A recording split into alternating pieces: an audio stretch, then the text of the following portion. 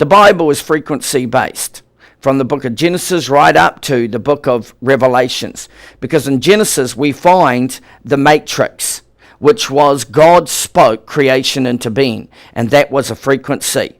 Now that frequency was so potent and powerful that the heavens were created and the earth and everything that dwells therein. The New Sound Revolution is based on a prophetic narrative. It's not just any frequency. It has to be an accurate frequency. Today I'm going to read from 2 Kings chapter 3 verse 13. Then Elisha said to the king of Israel, "What have I to do with you? Go to the prophets of your father and the prophets of your mother." But the king of Israel said to him, "No, for the Lord has called these 3 kings together to deliver them into the hand of Moab." And Elisha said, "As the Lord of hosts lives, before whom I stand, surely were it not that I regard the presence of Jehoshaphat, king of Judah, I would not look at you nor see you. But now bring me a musician." Then it happened, when the musician played, that the hand of the Lord came upon him. At this particular time, in order for the prophet to download the frequency or the vibration or the word of the Lord, he needed the assistance of the craft of the musician, because music creates an atmosphere that's conducive in order for God's word or God's frequency and vibration to come forward. So in that atmosphere, against that premise of music, the prophet then downloaded the word of the Lord and he was able to speak. The New Sound Revolution is a prophetic narrative.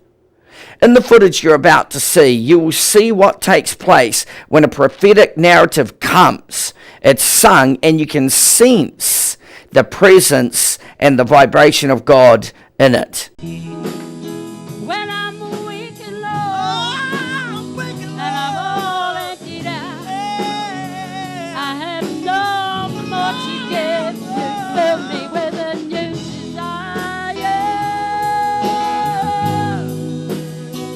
just to worship you, just to worship you. Fill me with new desire.